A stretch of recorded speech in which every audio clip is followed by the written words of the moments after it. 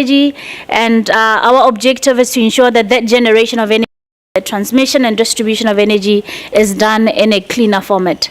This at EWCETA is what we support. We are not technology, we're not favoring any technology. We work with the coal space, we work with nuclear, we are within the hydrogen space, we work with the renewable energy family. Also, we work within the oil and gas space. And that's our scope, to build capabilities in those space. The biggest challenge that South Africa faces when it talks about energy transition is the just element of the transition. As we talk about energy transition, the backdrop of that is the reality of economic growth that is on its knees. The economy is not growing, and often when we talk about young people and we talk about SMMEs, we talk about inclusion. And the problem is that how do you include people in an economy that is very small? How do you include people in an economy that is shrinking and not growing? And therefore, my plea is often that as we talk about energy transition and the just energy transition, we also bring in the element of economic growth in our country. The National Development Plan has a whole lot of outcomes, but around the outcomes, it's centered around a capable state, which for me translates to a capable province, capable municipalities, and capable communities. And the question I often ask is that, are we capable? Are we capable as a province to transition? And when I ask that question, we look at a number of areas. Are we able as a province to put together a strategy that is aligned to policies and translate those policies into what happens on the ground? And please, as I speak, have in the back of the mind people. The energy risk report that was issued by SANEA, which is issued every year, puts people also at the center of mitigating the energy risks that our country and even our provinces experience. And I'm going to be very basic.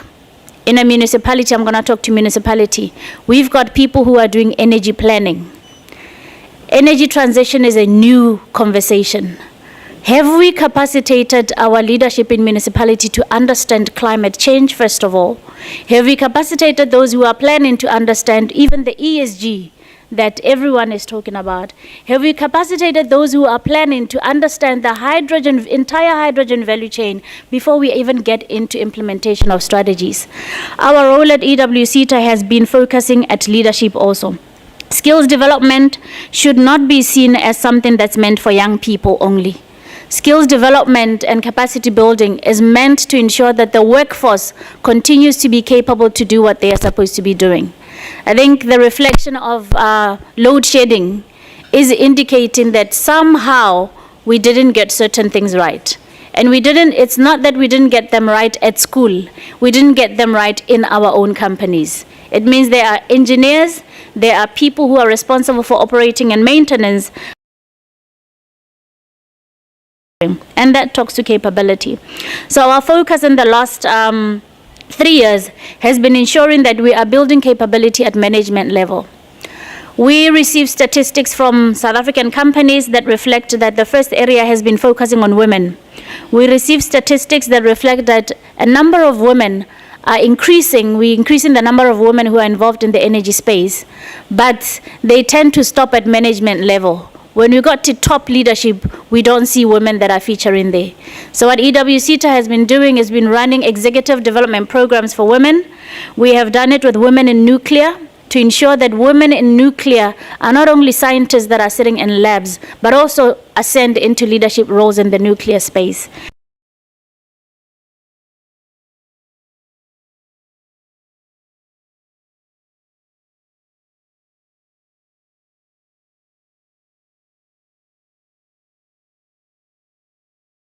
With Eskom to ensure that the engineers that are sitting in management role in Eskom are also capacitated to be able to shift into leadership role where they don't only talk about broken stuff or engineering stuff, but also able to talk about people, strategy, ESG conversation, and even funding and policy development. Another area that we've looked at is inclusion of SMMEs.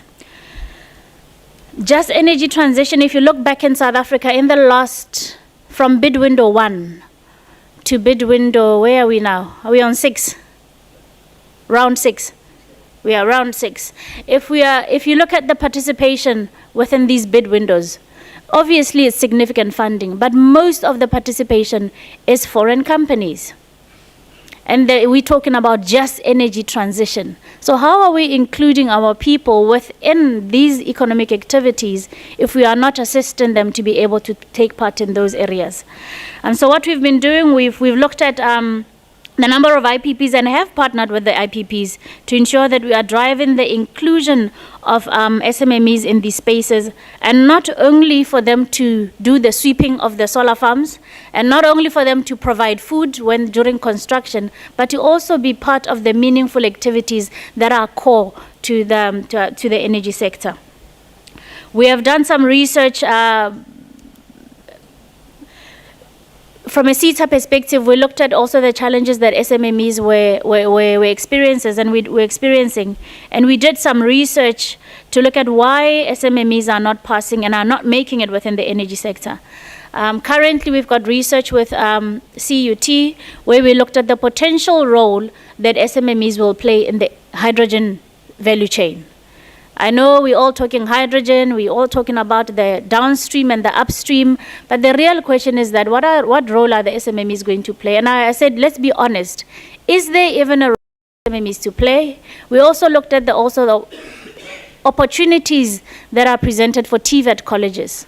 What role will TVET colleges play when it comes to capacitating young people to be part of the hydrogen economy? And that study is available, and it reflects the realities, the different value chain, the different opportunities that are existing for SMMEs. Ours for EWCETA is to work with partners so that we ensure that we are indeed including some of these stakeholders. And I'm not going to say key stakeholders are the young people, but it's everyone. Women, it's also youth, and it's also men, but all these people must be capable. I am happy. When I looked at the agenda, I was wondering why there's an inclusion of skills very early. And I said, I'm actually very happy because often finance for infrastructure, we talk about infrastructure, and this is also prevalent in the water sector. And we don't talk about the people who are responsible for the infrastructure. And what we do is that when projects now reach financial close and are implemented, because we need the